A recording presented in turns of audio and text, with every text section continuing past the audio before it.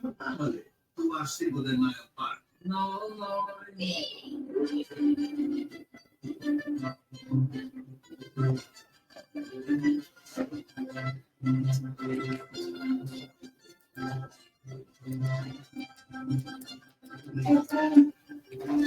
Okay, hello everybody. Again, this is Sharonda, and this is my YouTube channel, Spiritual Sense. And so, in this podcast, I go over a variety of topics in regards to the paranormal, pagan belief systems, and practices. I also talk about hauntings, persons, out of body experiences, angels, demons, spirit guides, and such. And so today I am going to speak on a topic in regards to Mardi Gras. And I know Mardi Gras has already passed. It was March 1st. So that is uh, a couple of weeks ago now. So it says that it is a Christian holiday, popular cultural phenomenon that dates back thousands of years to pagan spring and fertility rites. Um, so it is celebrated all over the world, which is something I did not know that Mardi Gras was celebrated all over the world. I thought that it was more or less of France or Louisiana, somewhere in that area. But, in doing my previous research prior to today, I went on this website and noticed that it is celebrated all over the world, largely in Roman Catholic populations. Um, so it says on the day before the religious season of Lent begins, it says Brazil, Venus, and New Orleans play host to this holiday with different festivals and events. Um, so it's celebrated on what they consider Fat Tuesday before Ash Wednesday, with the start of Lent. Uh, it has evolved over the years. So again, when Christianity arrived in Rome, religious leaders decided to incorporate these popular local traditions into new faith, an easier task than abolishing them altogether. As a result, the excess and debauchery of the Mardi Gras season became a prelude to Lent, the 40 days of fasting and penance between Ash Wednesday and Easter Sunday. Along with Christianity, Mardi Gras spread from Rome to other European countries, including France, Germany, Spain, and England. So, what does Mardi Gras means? Well, it mentions that Mardi is the French word for Tuesday, and Gras means fat. That's F-A-T, fat. In France, the day before Ash Wednesday came to be known as Mardi Gras or Fat Tuesday. Traditionally, in the days leading up to Lent, merrymakers would binge on all the rich, fatty foods, meat, eggs, milk, lard, and cheese that remain in their homes in anticipation for several weeks of eating only fish and different types of fasting. The word carnival, another common name for the pre-Lenten festivals, also derives from the feasting tradition in medieval Latin, uh, which mentions about uh, it is Latin word of carnival is carnivalium, means to take away or remove meat. So, in the New Orleans Mardi Gras, it says the first American Mardi Gras took place around about March 3rd, 1699, when the French explorers, we have Pierre Le Moyne de Iberville and Sieur de Blainville, landed near present-day New Orleans, Louisiana. They held a small celebration and dubbed their landing spot Port de Mardi Gras. In the decades that followed, New Orleans and other French settlements began marking the holiday with street parties, mass balls, and lavish dinners. When the Spanish took control of New Orleans, however, they abolished these rowdy rituals and bans remained in force until Louisiana became a U.S. state in 1812. On the Mardi Gras in 1827, a group of students donned colorful costumes and danced through the streets of New Orleans, emulating the revelry they observed while visiting Paris. 10 years later, the first recorded New Orleans Mardi Gras parade took place, a tradition that continues to this day. In 1857, a secret society of New Orleans businessmen called the Mystic Crew of Commerce organized a torch-lit Mardi Gras procession with marching bands and rolling floats, setting the tone for future public celebrations in the city. Since then, crews have remained a fixture of the carnival scene throughout Louisiana. Other lasting customs included throwing beads and other trinkets, wearing masks, decorating floats, and eating king cake. Louisiana is the only state in which Mardi Gras is a legal holiday. However, elaborate carnival festivals draw crowds in other parts of the United States during the Mardi Gras season as well, including Alabama and Mississippi. Each region has its own events and traditions.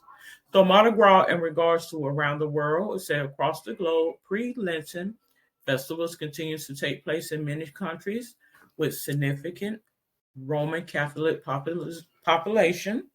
Brazil's week-long carnival festivals feature a vibrant amalgam of European, African, and Native traditions. In Canada, Quebec City hosts the giant Quebec Winter Carnival.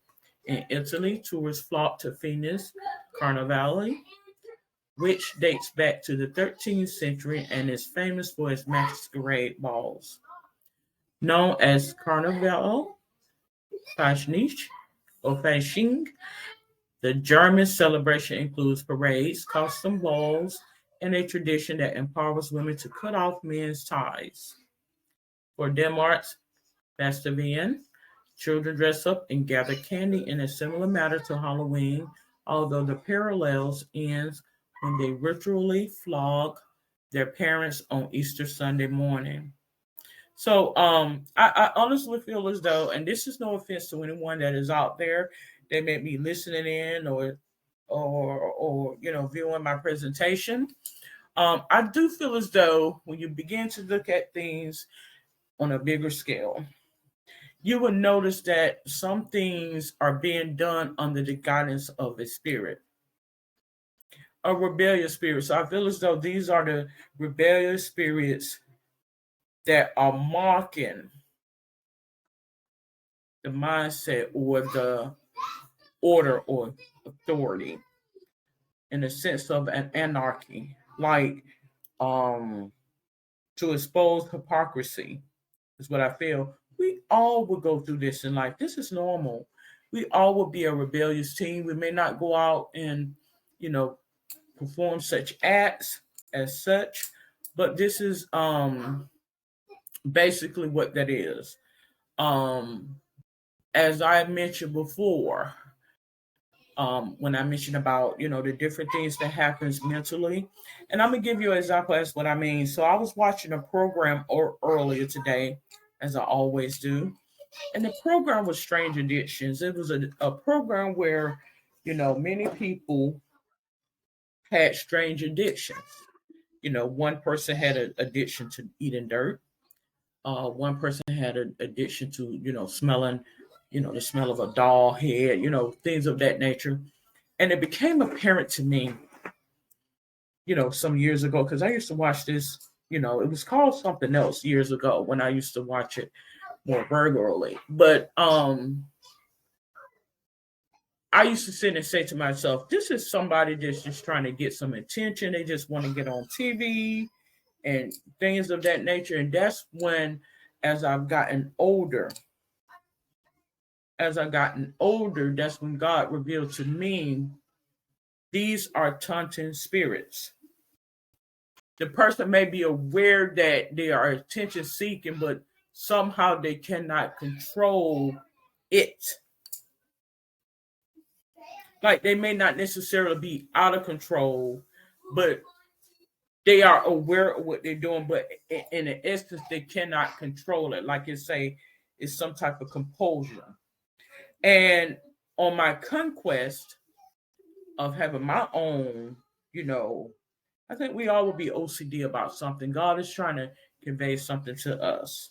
And oftentimes, when we are convicted or we feel shame about our deepest desires or things that we do and don't do, it will be perpetuated in abnormal behavior.